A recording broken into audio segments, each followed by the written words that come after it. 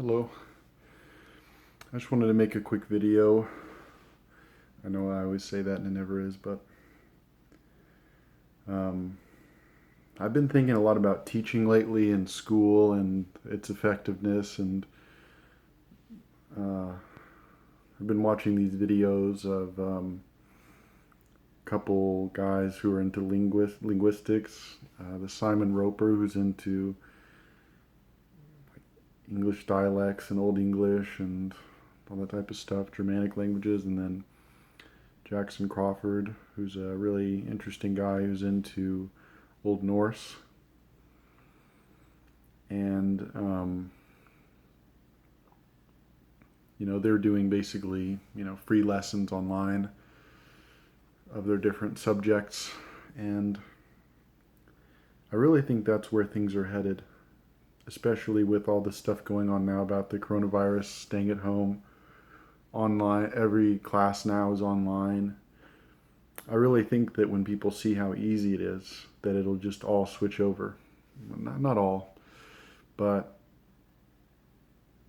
the ease to which it'll switch over will just necessitate it, because it must be that universities make a lot more money from online classes, because you can just pile on the number of people too. You don't have to have them all sitting in a room, air conditioning, whatever. But so I think that is the model of the future, where one teacher, preferably a really good one, is doing the videos and maybe designing activities or what books to read. And then, let's say 100,000 people are in the class. And then you have other people who have, let's say, already taken the class or happen to be knowledgeable in the field. And then you can meet up in person or do like group conferences, like tutoring conferences with 20 people at once. Who knows? But I think that's the way it's headed, and I'm glad about that. And I do like to think that I'd be able to do that someday too. But as I'm in a teaching program now, I've been thinking a lot about how education is now. And the fact that I'm nearing the end of my college education, I've thought about it a lot. I've thought about it a lot. Way too much. I'm sick of thinking about it. And it's not good. It's not good. And also thinking about like self-education, being an autodidact.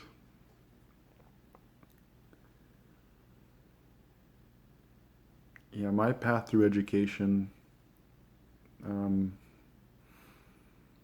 I was young, school was very easy for me. I always did really well and didn't have to try that hard. And then I moved a lot, and that made things more difficult socially. But school was always pretty easy for me, no matter really what happened. And I've always been really disgusted and disdainful of authority, which causes problems in school. There's this video of Noam Chomsky where he talks about education, and he talks about, this, you have to sit and listen to this teacher who you can't think their way out of a paper bag, but you still have to sit there. You have to do what they tell you to do because you need to get to the next step. And some people are willing to do it. It's easier for some people to do the worthless, busy work or whatever it is. And some people it's very difficult, like for me. And then some people simply can't do it. And it doesn't have anything to do with intelligence.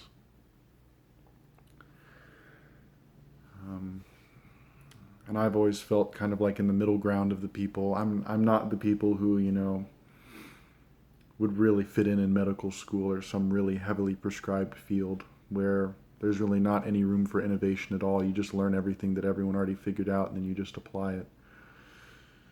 And then I also don't do well in like, fuck it, I'm just going to start a band or something like that. I'm kind of in a middle group where I can't stand heavily prescribed fields, but I'm not willing to entertain being homeless. So And in that way, I've always felt I had to educate myself whenever I was interested in something. Starting, I'd say, about late middle school, early high school, I would watch tons of documentaries. I would learn a lot of things online, watch lectures and things that people had put up for free. And then when I started reading around sophomore, junior year of high school, I pretty much just ejected myself from education. I did try to take AP classes and stuff, but even then it wasn't good enough. So I totally became alienated from education. Didn't like my teachers, didn't want to talk to anyone there. It's pretty bad. Yeah. And then I took 2 years off before I went to college, community college. And when I was at community college, the whole time I was there for a year and a half to get my 2 years done. And I was thinking to myself, man, this is horrible. There's not a single smart person here. And but I kept telling myself, but just wait. When you go to a university, when you get to a university there, that's where all the smart people are. Community college, yeah, there's one or two smart people spread out because, they had bad luck or something. They didn't get a scholarship that they needed or a family trouble. They had to move, didn't get the in-state tuition, whatever it is, which was me. I moved the summer after I graduated high school, so I didn't have in-state tuition. And I was in community college. It was horrible. Classes were a joke. The only class I really enjoyed there was Spanish. And then I got into UT Austin, which I kept hearing people say, oh, wow, it's such a good school. Smart people go there. So I was like, oh, nice. That'll be really nice. That's what I've been looking for. And I know it's not a great school, but depending on the subject, it's up there. If the whole university system collapses, it'll probably still be around. It's one of the better ones, especially in Texas. And, when I got there, I was taking mostly psychology and English classes because those are the two things I'm most interested in. And it was pretty dreadful. Most of my classmates didn't deserve to be anywhere near a university, let alone a decent one, but they were let in. It makes you wonder why. The teachers were not interested in teaching.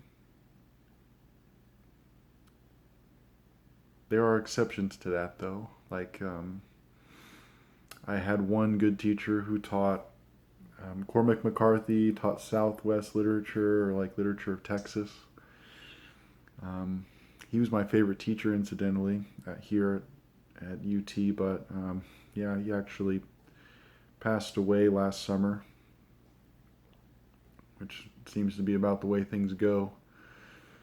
And then I had another really excellent teacher in psychology. I had her for cognitive psychology, and then I took psychology of language, which was really nice. But unfortunately, what I've noticed is teachers have to maintain such low standards for classes because otherwise maybe 3/4 of students would fail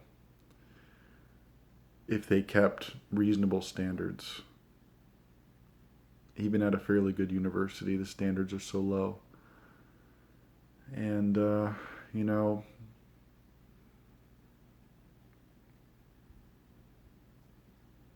didn't talk to everyone in my English classes. There are a couple people I never talked to or didn't really engage with much. But to give an example, I was in a Joyce class. Not a single person besides me had already read Ulysses. Not a single person had pretty much any knowledge of what Finnegan's Wake was. And some people found Dubliners difficult. about at least half the class thought Portrait of the Artist was really difficult. Couldn't make it out. 3/4 of the class didn't finish Ulysses, and the class didn't even include a page of Finnegan's Wake because we got too bogged down, because people in an English major have very poor reading comprehension. And yeah,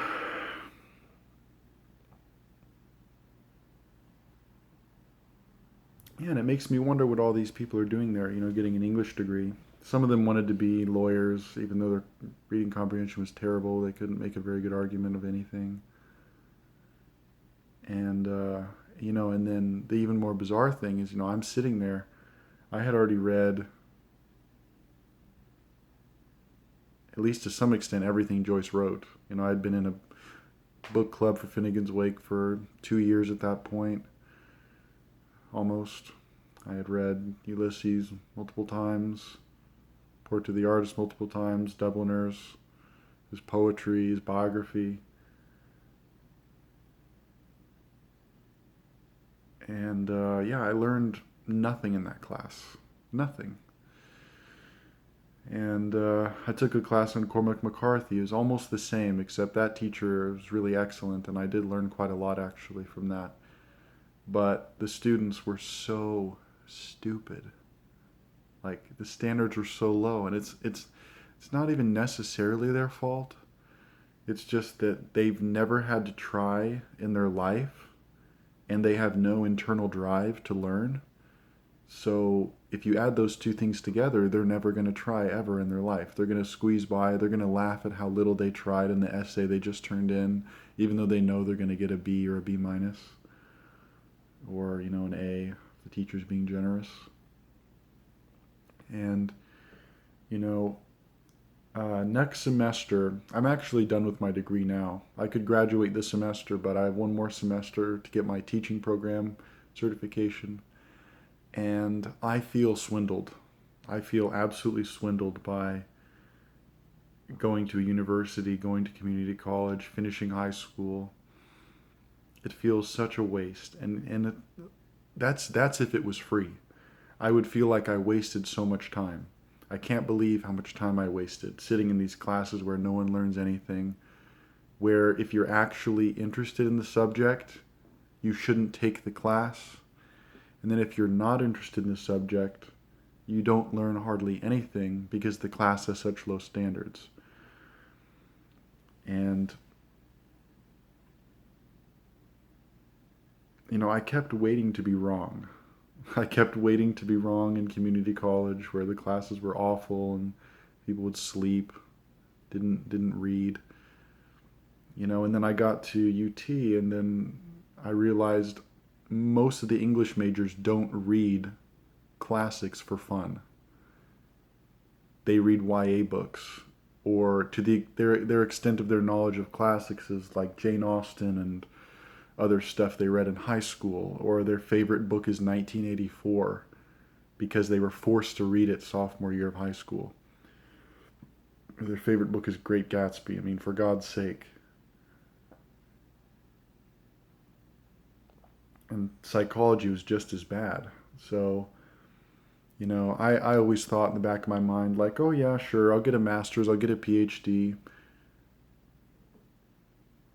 It just so happens that my personality and my mental ability is really well suited for those things. So yeah, I might as well do it. It's basically made for me. I might as well, I would succeed in it.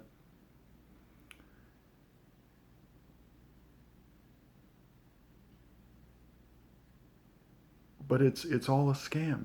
It's all a scam. Because I was actually watching a podcast with Eric Weinstein. He runs his own excellent podcast called The Portal, but he did one with Lex Friedman, who runs an AI podcast. They're both really my two favorite podcasts, actually.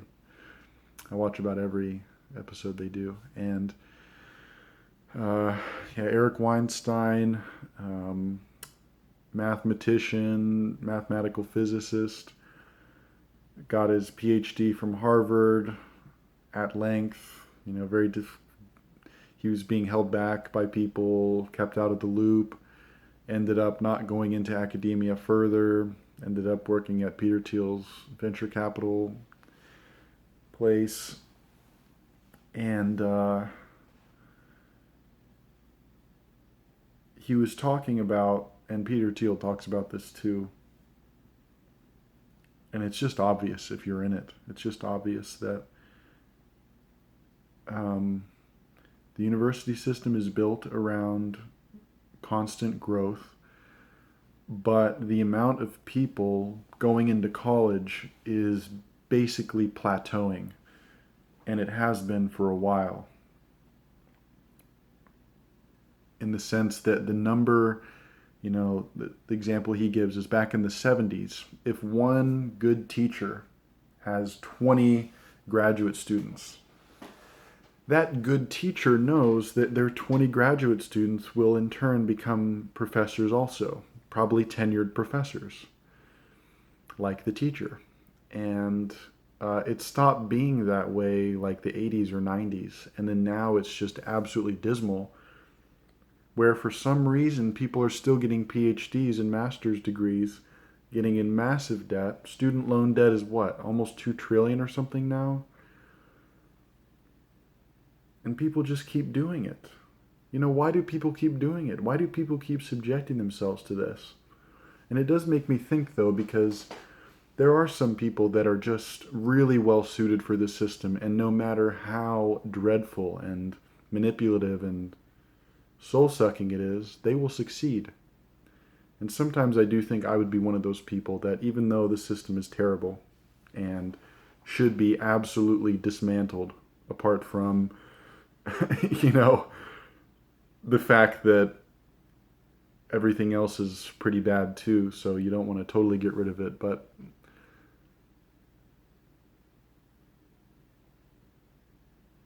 why would anyone subject themselves to the master's and PhD system, go into way more debt, get paid almost nothing? When you get your PhD, you have to work like a dog on year-to-year contracts, getting paid below the wage of a Amazon worker or something like that. I mean, standards of teaching are so low, so when you do actually teach, it'll be difficult. Getting a certification like I am now to teach high school, the standards are so low. The standards are so low. And I just wonder why it's that way. Why is it that way? Is it the case that when you institute mass education, you just have to absolutely drop the standards, like massively? I would like to believe that's not the case. I would like to believe that you can have high standards no matter where the place is, how much money the people's parents have. I would like to believe that, but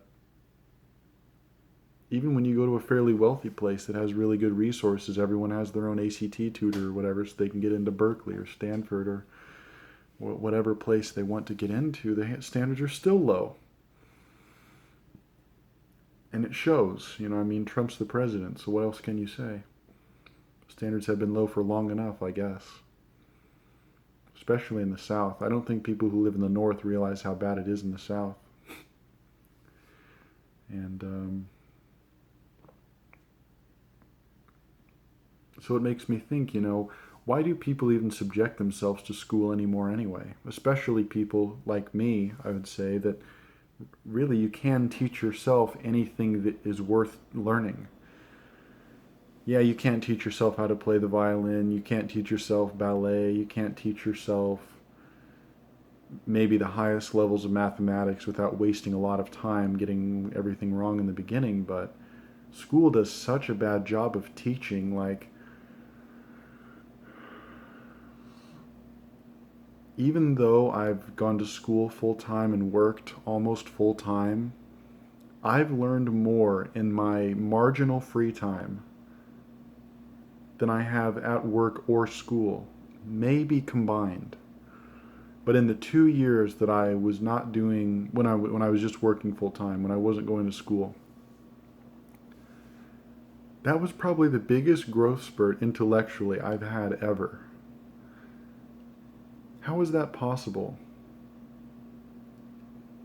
Am I just getting into the wrong field? Like is it that English and psychology are just horrible and there's such low standards that you just have to get to the PhD level and just beat out everyone else and then you're okay? Or is it that UT is actually horrible and they fudge the stats or something like that and you actually need to go to some Ivy League private school? Is it that, you have to go into physics if you want to have actually some rigor to something, or mathematics, even though, I'm not skilled in mathematics and it would be, I'm just not very well suited for it. That's just the way that is. I'm working on it, but I don't know. Even if English is your favorite thing or psychology is your favorite, should you just default to just taking the hardest stuff possible so it feels like you're not throwing your time away and that you'll never get back? I don't know. It makes me wonder if someone younger than me or someone who didn't go to school yet asked me, should I go to college? I would tell them, unless you have a good reason, no. I think everyone should go to community college. Why not? You get almost all the money back in taxes anyway if you're in the US. Like if, let's say you pay $700, $1,000 a semester, you'll get most of that money back in a tax return through a tax credit. So absolutely everyone should go to community college. Why not? And actually the classes are pretty small. Maybe there's an odd chance you may meet a smart person there too, or someone you get along with at least. But universities, I'm wondering if we should have like a dissolution of the universities like they had the dissolution of the churches with Henry VIII.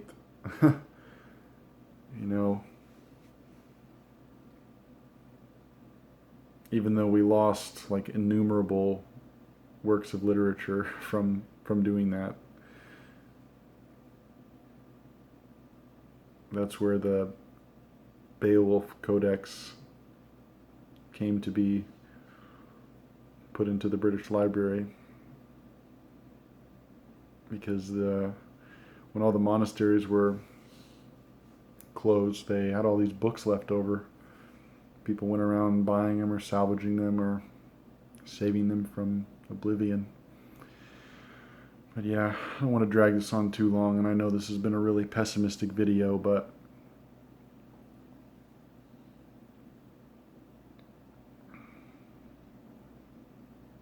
even the success stories from universities now are so pathetic. It almost, it's like, it's hardly even a consolation prize what they give you for getting a PhD now.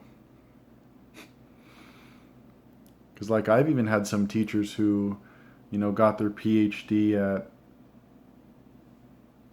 some highly regarded places. And I've seen people get ridiculous PhDs, like stuff on comic books or graphic novels, or like bullshit about pubs and Dickens, or some ridiculous disability studies about the 19th century. Like, what is all that bullshit? Why would anyone even study that ever? Like, who is saying, oh, that's a good idea, yeah, waste 3 years on it, and then we'll make you a professor? Like, this stuff is so nuts. It's so nuts. It makes me not even want to be associated with anything related to education, even though I know that's our only chance. But, yeah, so.